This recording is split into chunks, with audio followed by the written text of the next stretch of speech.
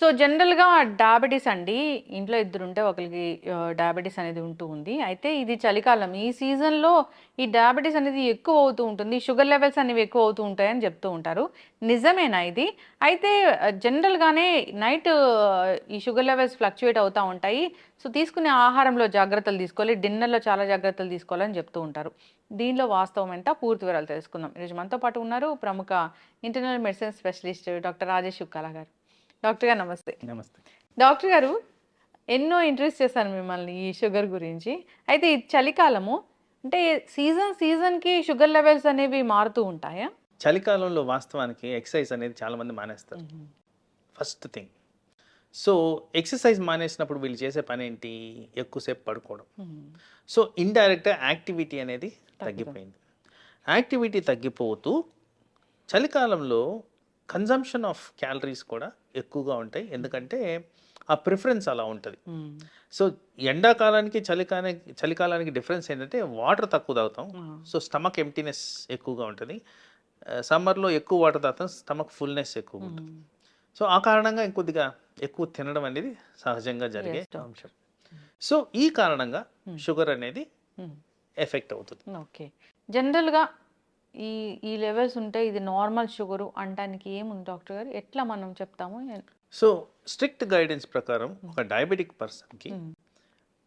Recommended levels are 100 fasting అనేది. ఆ హ్మ్. ఫాస్టింగ్ అనే బ్లడ్ టెస్ట్ కూడా హ్మ్.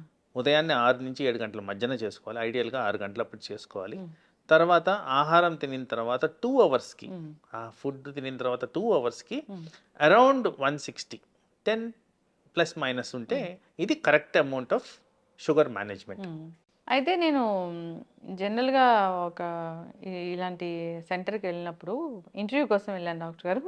అక్కడ డాక్టర్ అడుగుతూ ఉన్నారేంటంటే ఒక పేషెంట్‌ని షుగర్ లెవెల్స్ ఎక్కువొచ్చాయి. రాత్రి ఏం తిన్నావు అని. అంటే రాత్రి ఏం తిన్నది ఫాస్టింగ్ బ్లడ్ షుగర్ మీద చూపిస్తదా ప్రభావం? సాధారణంగా ఇప్పుడున్న లైఫ్ స్టైల్స్‌లో వెస్టర్నైజేషన్ అనేది హ్మ్. ఎక్కువగా కనిపిస్తుంది. సో, ఆల్మోస్ట్ ఎవ్రీబడీ హ్మ్. కొద్దిగా లేట్‌గా పడుకుంటున్నారు. హ్మ్. ఎవ్రీవన్. ఒకరని చెప్పడానికి లేదు. అందరూ కూడా లేట్‌గా హ్మ్. పడుకుంటున్నారు. సో, లేట్‌గా పడుకునే ప్రక్రియలో మనం చేసేది ఏంటంటే లేట్‌గా భోజనాలు తినడం హ్మ్. కూడా. అండ్ లేట్‌గా భోజనం తినడమే కాకుండా కొద్దిగా హై క్యాలరీ ఫుడ్ హ్మ్. ఆర్ కన్జంప్షన్ ఆఫ్ క్యాలరీస్ కూడా ఎక్కువగా రాత్రులే. ఇప్పుడు ఎవరైనా డే టు డే యాక్టివిటీస్ తీసుకుంటే హ్మ్. ఎవరైతే కాన్షియస్‌గా లేరో పొద్దున, మధ్యాహ్నం కన్నా రాత్రులు కాస్త ఫుడ్ కన్జంప్షన్ హ్మ్. ఎక్కువగా ఉంటుంది. సో, ఇవే కాకుండా మనం ఇదివరకు అనుకున్నట్టు మానసిక ఒత్తిడులనేవి పెరుగుతూ వస్తున్నాయి. హ్మ్. ప్రతి ఒక్కరికి స్ట్రెస్ అనేది ఎక్కువ ఉంటుంది. హ్మ్. నిద్ర అనేది లోపిస్తుంది. హ్మ్. సో, నేను చెప్పదలుచుకుంది డయాబెటిస్ అనేది ఒక హార్మోన్ ద్వారా రెగ్యులేట్ అయ్యే కండిషన్. హ్మ్. ఇంత చేంజెస్ వచ్చినప్పుడు ఈ హార్మోనల్ ఇంబాలెన్స్ కూడా హ్మ్. తప్పుదోవ పడుతుంది. ఆ కారణంగా ఈ ఫాస్టింగ్ షుగర్ అనేది హ్మ్. ఫ్రీక్వెంట్‌గా ఎక్కువగా కనిపిస్తుంది. హ్మ్. ఓకే. అయితే ఫాస్టింగ్ షుగర్ ఎక్కువగా కనిపిస్తే దాన్ని బేస్ చేసుకొని మందులు రాస్తారా? లేదంటే దానికి గూడా ఏమైనా 24 అవర్స్ మానిటరింగ్ అట్లా ఉంటుందా డాక్టర్ గారు? ఓయాయా! ఇప్పుడు డివైసెస్ అనేవి చాలా హ్మ్. వచ్చున్నాయి. ఇప్పుడు కంటిన్యూయస్ బ్లడ్ షుగర్ మానిటరింగ్ హ్మ్. హ్మ్. అనేది చాలా కామన్‌గా వాడుతున్నాం. దీన్ని సీజీఎం అంటాం. హ్మ్. ఈ సీజీఎం అనేది ఇప్పుడున్న అవైలబుల్ డివైసెస్‌లో హ్మ్. కనీసం 14 రోజుల వరకు హ్మ్. కంటిన్యూయస్‌గా మానిటర్ చేసే విధంగా ఉంటది. హ్మ్.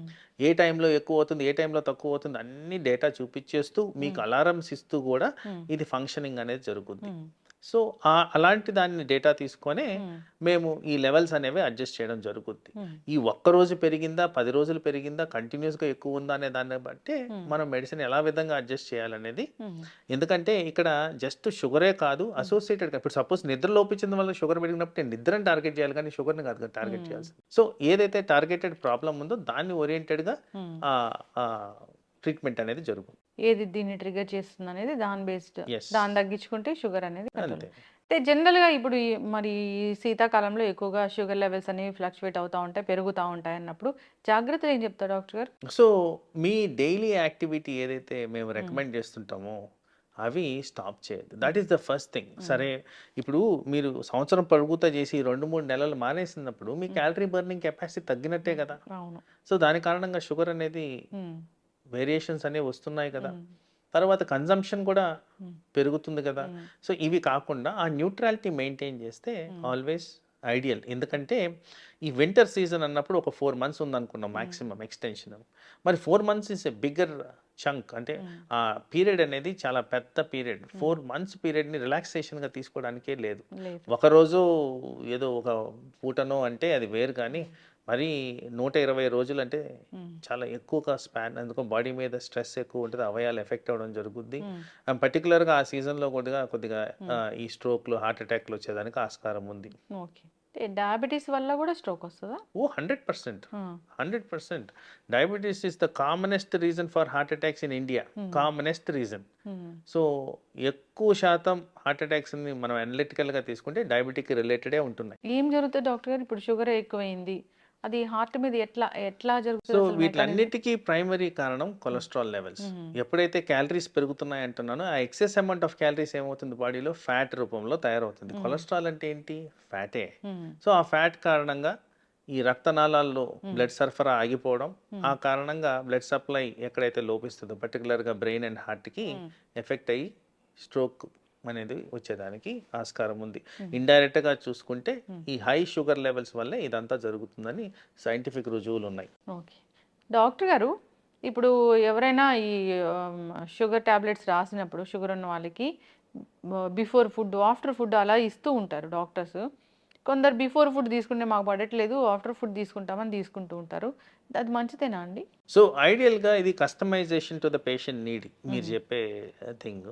సో ఐడియల్గా ఎప్పుడన్నా ఒక సబ్స్టెన్స్ మనం ఒక దాన్ని కంట్రోల్ చేయడానికి ఇవ్వాలి అంటే బిఫోర్ ఫుడ్ అనేది ఇంపార్టెంట్. ఎందుకంటే అది జీర్ణమయ్యి ఈ షుగర్ లెవెల్స్ స్పైక్ అయ్యే లోపలే అది కూడా ఎఫెక్టివ్గా పనిచేయడం అనేది ఇంపార్టెంట్. సో ఐడియల్గా always sugar tablets before food అనేది ఉండాల్సిన అవసరం ఉంది. అది 10 నిమిషాల 30 నిమిషాలు అనేది డాక్టర్ గారు నిర్దేశిస్తారు. తర్వాత ఎవరికన్నా ఈ జీర్ణాశయానికి సంబంధించిన ప్రాబ్లమ్స్ ఉన్నప్పుడు దాన్ని ఎలా కస్టమైజ్ చేసుకోవాలో వాళ్ళ సూచనల సలహాల మేరకు ఫాలో అయితే సరిపోతుంది. ఎస్. కానీ అయితే చాలా పెద్ద మీ మీద కంప్లైంట్ ఏముంటుందండి డాక్టర్స్ మీద? నాకు షుగర్ వచ్చింది, కానీ డాక్టర్ గారు ఏమో నాకు ఇన్ని టాబ్లెట్ రాశారు, ఓన్లీ ఒక షుగర్ టాబ్లెట్ రాస్తే సరిపోతుంది కదా, కొలెస్ట్రాల్ రాశారు, మల్టీవిటమిన్ రాశారు, ఇలాంటివన్నీ ఎందుకు రాశారు అని అంటూ ఉంటారు. ఎందుకు డాక్టర్ గారు? డయాబెటీస్ అనేది ఒక షుగర్కి సంబంధించిన వ్యాధే కాదు, పలు అవయాల్ని ఎఫెక్ట్ చేసే వ్యాధి అది. అండ్ నేను ఇదివరకు చెప్పినట్టు హార్మోనల్ ఇంబ్యాలెన్స్ కారణంగా వచ్చేదే ఇది. డయాబెటీస్ రాకముందు జరిగే అంశం ఏంటంటే పర్టికులర్గా టైప్ 2 డయాబెటీస్లో ఉబకాయం అనేది ఆల్రెడీ ఎస్టాబ్లిష్డ్.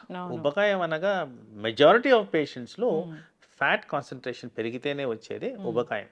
సో డైరెక్ట్గా ఊబకాయం గురించి మాట్లాడితే ఈ కొలెస్ట్రాల్స్ పెరిగిన దాని కారణంగా ఫ్యాటీ లివర్ అనేది వస్తుంది. అథెరోస్క్లెరోటిక్ బ్లాక్స్ అంటాం, ఏదైతే రక్తనాళాలు బ్లాక్స్ అంటామో ఆ బ్లాక్స్ అనేవి కనపడతాయి. ఆ బ్లాక్స్ ఎక్కడైనా రావచ్చు కండిషన్ బట్టి. అందుకోసం అన్నిటికీ ప్రివెంటివ్గా డయాబెటీస్ని షుగర్ కిందే కన్సిడర్ చేయకుండా డయాబెటీస్ వల్ల వచ్చే ఎండ్ ఆర్గన్ డ్యామేజ్ ప్రివెన్షనే ఇప్పుడు మేము ఫోకస్ చేస్తున్నది. ప్రథమంగా దీంట్లో హార్ట్ అటాక్స్ రాకుండా మేజర్గా కన్సర్న్ చూపిస్తున్నాం, ఎందుకంటే highest amount of diabetic heart disease ఎక్కువగా ఉంది. అలాగే డయాబెటీస్ ద్వారా కిడ్నీలు ఎఫెక్ట్ అవుతాయి, లివర్ ఎఫెక్ట్ అవుతుంది, బ్రెయిన్ ఎఫెక్ట్ అవుతుంది, కళ్ళు ఎఫెక్ట్ అవుతాయి. వీటిలన్నింటినీ కవర్ చేస్తూ మెడిసిన్స్ ఇవ్వాలి కాబట్టి పలు రకాల మెడిసిన్స్ ఇవ్వడం జరుగుద్ది. అది కూడా పేషెంట్ కండిషన్ బట్టి. ప్రతి ఒక్కరికి అన్ని మందులు రాయడం జరగదు, కానీ సాధారణంగా ఎవరికైతే సరిగ్గా కంట్రోల్ ఉండదో, ఎవరికైతే అవయాలు ఎఫెక్ట్ అవుతున్నాయో వాళ్ళల్లోనే నంబర్ ఆఫ్ టాబ్లెట్స్ పెరిగేదానికి ఆస్కారం ఉంటుందండి. ఎస్. అయితే డాక్టర్ గారు, చాలామంది డైట్తోని మేము డయాబెటీస్ తగ్గిస్తాము అంటున్నారు. చాలా వీడియోస్ నేను కూడా చేశాను ఈ డైట్ చెప్పే వాళ్ళతోని. నిజమేనా అండి డైట్ తోని డయాబెటిస్ అనేది? దాంట్లో రాకెట్ సైన్స్ లేదు కదండి, ఇట్స్ కామన్ సెన్స్. మనము ఈ షుగర్ ప్రొడ్యూసింగ్ సబ్స్టెన్సెస్ తినకపోతే ఇంకా షుగర్కి ఎందుకు మనం ట్రీట్మెంట్ ఇవ్వాలి? అది దాంట్లో పెద్ద నాకు ఆశ్చర్యం కూడా లేదండి. బేసిక్లీ మీరు షుగర్ డిప్రైవ్డ్ ఫుడ్ కానీ తింటే మీకు మెడిసిన్ అవసరం పడదు. Okay. So as it is ఇప్పుడు ఒక ఫ్యాట్ కంటెంట్ తిందాం అనుకోండి, ఫ్యాట్ ఒక్కటే తిన్నప్పుడు మీకు షుగర్ లెవెల్స్ పైకే కావు. ఎక్కడైతే కార్బోహైడ్రేట్ కాన్సన్ట్రేషన్ పెరుగుతుందో అక్కడే మనకి షుగర్ లెవెల్స్ స్పైక్ అవుతున్నాయి. ఈ డైట్ అనేది పనిచేస్తుంది. సాధారణంగా మన అందరం కూడా రైస్ తింటాం. ఉమ్, రైస్ కారణంగా షుగర్ స్పైక్ అవుతుందని ఎస్టాబ్లిష్డ్ ఫ్యాక్ట్. అవును. దీంట్లో కూడా చాలా వ్యత్యాసం ఉందండి. ఈ సోనా మసూరికి బాస్మతి రైస్కి కూడా చాలా తేడా ఉంది. ఉమ్, సో ప్రతి రైస్లోనూ షుగర్ లెవెల్స్ పెంచే తత్వం ఉంది.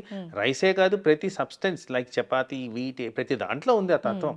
సో అందుకోసం మనం తినే కన్జంప్షన్ ఎంత ఉంది, మన బాడీలో ఎలా ఇన్సులిన్ సెక్రీట్ అవుతుంది, ఇలాంటి వాటి కారణంగానే ఈ షుగర్ అనేది రెగ్యులేట్ అవుతుంది. సో ఇది రెడ్యూస్ చేస్తున్నారంటే ఆఫ్ కోర్స్ వాళ్ళు కానీ కార్బోహైడ్రేట్స్ మానిపిస్తే అవసరం ఉండదు. దాంట్లో పెద్ద డిస్కషన్ లేదు కదండి. ఓకే. అంటే సైంటిఫికల్గా అది ప్రూవెన్ అయిందా లేదా అట్లేం లేదు. డయాబెటీస్ ఉన్న వాళ్ళు డైట్ కూడా పాటిస్తూ మందులు వాడాల్సిందేనా? అంటే కార్బోహైడ్రేట్స్ తినకపోతే మందులు వాడాల్సి వస్తుంది. మరి అది కార్బోహైడ్రేట్ రిలేటెడే ఉంటుంది అది. అది చాలా అంటే కన్ఫ్యూజన్ ఉంది డాక్టర్ గారు. ఈ డైట్ తీసుకోమంటారు, డయాబెటీస్ తగ్గిస్తామంటున్నారు. ఒకవైపు డాక్టర్లు ఏమో మందులు కూడా వాడాలి, ఈ డైట్ కూడా పాటించాలని చెప్తూ ఇప్పుడు ఉన్నారు. నేను మీకు ఎగ్జాంపుల్ చెప్పాను. మ్మ్. ఇప్పుడు ఓన్లీ ఫ్యాట్ తినమని చెప్తాను. మ్మ్. ఓన్లీ ఫ్యాట్ తినమంటే దానికి వచ్చే అనర్థాలు నేను మిమ్మల్ని అడుగుతాను. ఇప్పుడు మ్మ్. మీరు చెప్పండి, ఒక కామన్ పర్సన్ లాగా ఎక్కువగా ఫ్యాట్ తింటే ఏమవుతుందండి బాడీలో? యూరిక్ యాసిడ్ లెవెల్స్ పెరుగుతాయి. మ్మ్. యూరిక్ యాసిడ్ వల్ల కిడ్నీలు డ్యామేజ్ అవుతాయి.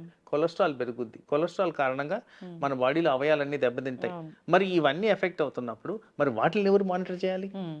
సో బ్యాలెన్స్డ్ ఫుడ్ అనేది ఇంపార్టెంట్. సో ఎప్పుడో ఎస్టాబ్లిష్ అయిన ఆల్గోరిథం ఏంటంటే balanced food, adequate amount of nutrients, adequate amount of carbohydrate, adequate amount of fat and protein అన్నీ కలిపి ఉన్నవే అది బ్యాలెన్స్డ్ డైట్. Yes. అయితే కస్టమైజేషన్ మన కంట్రీలో ఎక్కడ జరుగుతుందంటే కార్బోహైడ్రేట్ మనకి బాడీకి మ్మ్. సూట్ కావట్లేదు. Yes. ఎందుకంటే ఏషియన్ సబ్సెట్ ఆఫ్ పాపులేషన్లో ఒక టైప్ ఆఫ్ జెనెటిక్ పాపులేషన్ ఉంది. దీంట్లో షుగర్కి సెన్సిటివిటీ ఎక్కువగా ఉంటుంది. వీళ్ళలో డయాబెటీస్ ఎక్కువగా వస్తుందని ఎస్టాబ్లిష్డ్ ఫ్యాక్ట్. Yes. ఇప్పుడు ఈ పర్సన్ వెళ్ళి మెడిటేరియన్ డైట్ కానీ తింటే, మెడిటేరియన్ డైట్స్ అంటే fibre, natural fruits, vegetables and nuts ఉన్నది తింటే మీకు డయాబెటీస్ అనేది డెఫినెట్లీ అదుపులోకి వస్తుంది. సో ఇవి మీరు కన్సిడర్ చేసుకుంటే దీంట్లో ఎక్కడ మీకు కార్బోహైడ్రేట్ సోర్స్ ఉందండి? ద మేజర్ కెలామిటీ మన దగ్గర జరిగేది consumption of rice in highest amounts. Okay. అది తగ్గించుకుంటే మనకి డెఫినెట్గా షుగర్ కంట్రోల్కి వచ్చేస్తుంది. ఇన్ని నెంబర్ ఆఫ్ టాబ్లెట్స్ కూడా అవసరం పడదండి. Yes. So rice related components or carbohydrate components కానీ తగ్గించుకో విధంగా మనం డైట్ ప్లాన్ చేసుకుంటే డెఫినెట్గా మీకు డయాబెటిక్ అండర్ కంట్రోల్ వస్తుంది. ఓకే డాక్టర్ గారు, ఇన్నేళ్ళ ఎక్స్పీరియన్స్ మీది, ఎంతో మంది పేషెంట్స్ని చూసుంటారు. ఇప్పటి వరకు జనరల్గా ఈ చూసిన వాళ్ళలో ఎవరికైనా పూర్తి స్థాయిలో మందులు మాన్పించాము, షుగర్ అనేది రివర్స్ అయిపోయింది అనేది ఉందా? జనరల్గా చెప్తారు ఏంటంటే షుగర్ వచ్చిందంటే జీవితాంతం మందులు వాడాల్సిందే అంటారు. రివర్స్ అయ్యాయండి ఎవరికన్నా? సో ఇక్కడ చాలా ఇంపార్టెంట్ క్రిటికల్ క్వశ్చన్ మీరు అడిగింది, చాలా ప్రాక్టికాలిటీ ఉన్న క్వశ్చన్. సో ఇక్కడ చాలా మందికి అర్థం కావాల్సింది ఏంటంటే diabetes is a progressive condition. ఒక్కసారి డయాబెటీస్ డిటెక్ట్ అవుతుందంటే ఆ ఇన్సులిన్ ప్రొడక్షన్ అనేది బాడీలో 50% తగ్గిపోయిన తర్వాతే ఇది వస్తుంది. సో ఆ ప్యాంక్రియాటిక్ గ్లాండ్లో డ్యామేజ్ జరిగి లెస్ అమౌంట్ ఆఫ్ ఇన్సులిన్ కారణంగా ఇది ఎఫెక్ట్ జరుగుద్ది. రెండో విధమైన ప్రాబ్లం ఏంటంటే ఉబకాయం కారణంగా ఆ రిక్వైర్మెంట్ ఆఫ్ ఇన్సులిన్ లోపించి దానివల్ల కూడా మనకి షుగర్ లెవెల్స్ ఆల్టరేషన్స్ వస్తాయి. ఓకే. సో వీటిని రివర్స్ చేయగలిగితే అంటే ప్యాంక్రియాటిక్ డ్యామేజ్ని రివర్స్ చేయలేం, బట్ ఉబకాయాన్ని రివర్స్ చేయొచ్చు. ఎవరికైతే రివర్స్ చేయగలుగుతానో వాళ్ళలో టెంపరీగా రిక్వైర్మెంట్ ఆఫ్ మెడిసిన్ అనేది ఉండదు. ఎందుకు టెంపరీ అంటున్నానంటే ఏదైతే ప్యాంక్రియాటిక్ డ్యామేజ్ జరిగి 50% ఆఫ్ ఇన్సులిన్ లాస్ అయిందో అది న్యాచురల్గానే తగ్గుతూ వస్తుంది. Over a period of 20 years కంప్లీట్గా ఇన్సులిన్ అనేది డిసపేర్ అయిపోద్ది. Variable from person to person. కంప్లీట్గా డిసపేర్ అయినప్పుడు కంపల్సరీ మనం మెడిసిన్ అనేది ఇవ్వాల్సిన పరిస్థితి. కంప్లీట్గా జీరో అయిన insulin levels in the body అంటే మనం బయట నుంచి ఇవ్వాల్సిన అవసరం. ఎస్, ఖచ్చితంగా డాక్టర్ గారు.